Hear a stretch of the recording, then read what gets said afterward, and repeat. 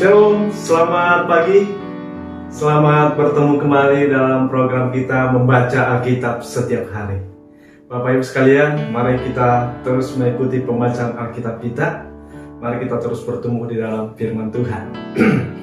Pagi hari ini kita masuk dalam episode 12 April, dan sebelumnya saya undang kita mari berdoa di dalam Tuhan. Bapak yang baik, pagi hari ini kami bersyukur buat anugerah Tuhan. Terima kasih Tuhan buat kesempatan pagi hari ini kami boleh mendengarkan renungan firman-Mu. Tuhan mengurapi, Tuhan memberkati firman-Mu sehingga menjadi rema di dalam kehidupan kami. Di dalam Yesus Kristus kami berdoa, haleluya, amin. Bapak Ibu yang dikasihi Tuhan, tema kita hari ini menjaga hidup bersih.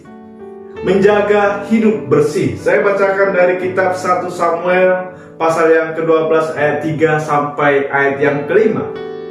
Di sini aku berdiri, berikanlah kesaksian menentang aku di hadapan Tuhan dan di hadapan orang yang diurapinya. Lembu siapakah yang telah kuambil? Keledai siapakah yang telah kuambil? Siapakah yang telah kuperas? Siapa yang telah kuperlakukan dengan kekerasan? Dari tangan siapakah telah kuterima sogok sehingga aku harus menutup mata? Aku akan mengembalikannya kepadamu. Jawab mereka, engkau tidak memeras kami, dan engkau tidak memperlakukan kami dengan kekerasan, dan engkau tidak menerima apa-apa dari tangan kami, dari tangan siapapun. Lalu berkatalah ia kepada mereka, Tuhan menjadi saksi kepada kamu, dan orang yang diurapinya pun menjadi saksi pada hari ini, bahwa kamu tidak mendapat apa-apa dalam tanganku. Jawab mereka, dia menjadi saksi. Bapak Ibu yang dikasihi Tuhan, Samuel menjadi pemimpin bangsa Israel dari masa mudanya sampai akhir hidupnya. Samuel menjalani hidup bersih, hidup dalam integritas, sehingga menjelang akhir pemimpinannya, dengan gamblang Samuel menyerukan, berikanlah kesaksian menentang aku di hadapan Tuhan dan di hadapan yang diurapinya.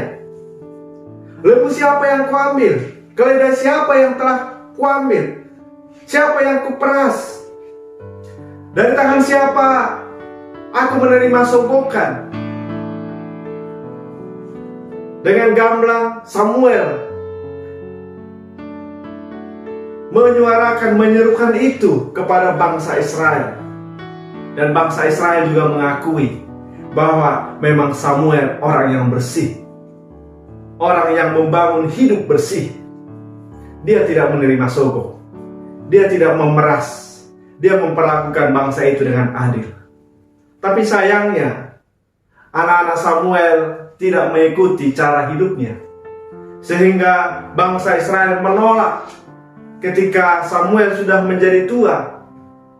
Dan yang akan menjadi penggantinya adalah anak-anaknya. Bangsa itu tidak menerima, sehingga bangsa itu berseru bahwa mereka harus punya seorang raja seperti bangsa-bangsa lain. Dan itulah yang membuat hati Samuel menjadi sakit. Karena apa? Bangsa itu meminta raja, padahal sebetulnya Allah sendirilah yang menjadi raja bangsa itu. Bapak Ibu yang dikasihi Tuhan, pada renungan kita pagi hari ini kita belajar lewat kehidupan Samuel. Samuel menjaga hidup dengan bersih.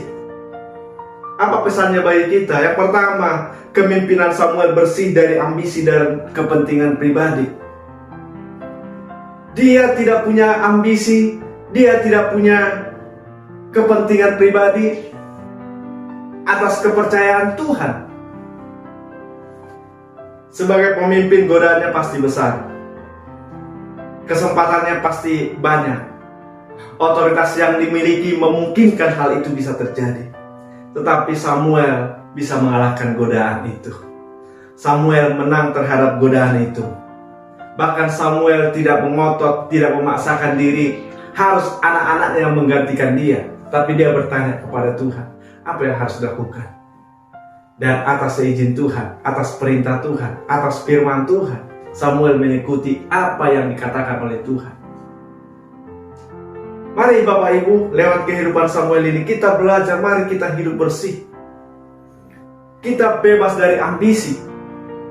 Sehingga suatu saat ada kepercayaan Tuhan kepada kita. Dan saya sangat yakin itu bisa terjadi. Karena apa? Firman Tuhan berkata, setia dalam perkara kecil, Tuhan percayakan perkara yang besar. Dalam perkara-perkara kecil kita bisa hidup bersih, hidup menjaga integritas, maka pasti ada kepercayaan yang lebih besar untuk setiap kita. Amin. Yang kedua, Samuel memimpin bangsa itu dengan memberi diri dipimpin oleh Tuhan. Samuel memimpin dengan memberi diri dipimpin oleh Tuhan. Memimpin orang yang tegar tengkuk. Alkitab mengatakan bahwa bangsa Israel itu bangsa yang tegar tengkuk, bangsa yang keras kepala. Tidak akan mudah bagi seorang pemimpin. Tapi Samuel berhasil. Kenapa bisa dia berhasil? Karena ketika dia memimpin bangsa itu, dia juga memberi diri dipimpin oleh firman Tuhan. Maka dia menjadi orang yang berhasil. Bapak Ibu yang dikasihi Tuhan, ketika kita memberi diri dipimpin oleh firman Tuhan, memberi diri kita diarahkan oleh firman Tuhan, maka pasti firman Tuhan mengarahkan kita ke jalan yang lurus. Amin. Ke jalan yang baik. Karena apa? Firman Tuhan juga mengatakan bahwa Allah punya rancangan kepada setiap orang yang mau dipimpin oleh Roh Tuhan. Rancangannya apa? Rancangan yang penuh damai sejahtera. Rancangan yang penuh dengan pengharapan. Mari kita belajar dipimpin oleh firman Tuhan. Yang ketiga, saudara, Samuel ini menjadi pendoa syafaat bagi bangsa itu sepanjang hidupnya. Ketika dia sudah tidak lagi memegang sebagai pemimpin, sebagai memimpin bangsa itu, karena bangsa itu telah meminta seorang raja, dan Tuhan telah menyuruh Samuel mengurapi Saul menjadi raja pemimpin bangsa Israel itu. Tetapi kita melihat bahwa Samuel ini tetap menjadi imam, dia tetap menjadi pendoa syafaat, dia tetap menjadi nabi bagi bangsa itu, untuk mengajar bangsa itu jalan-jalan Tuhan. Tidak semua kita memang punya kesempatan jadi pemimpin, tapi setidaknya kita bisa berdoa. Kita bisa berdoa syafaat. Karena apa? Ketika berdoa syafaat, sebetulnya kita sedang menjaga hati kita. Ketika kita lagi tidak suka dengan pemimpin, ketika kita bisa berdoa syafaat bagi dia, itu menenteramkan hati kita. Amin. Dan saya sangat yakin, saudara, ketika hati kita tentram, maka persekutuan kita dengan Tuhan pun tidak terganggu. Amin. Menjaga hidup bersih. Demikian renungan kita pagi hari ini. Tuhan memberkati. Kita berdoa. Bapa yang baik, terima kasih buat renungan pagi hari ini. Kami bersyukur biarlah firman-Mu menjadi rema bagi hidup kami, dan biarlah firman-Mu menuntut setiap langkah hidup kami, untuk kami boleh hidup bersih di hadapan Tuhan, di hadapan manusia. Di dalam Yesus Kristus kami berdoa. Haleluya. Amin. Shalom, selamat pagi, selamat beraktivitas. Tuhan memberkati kita.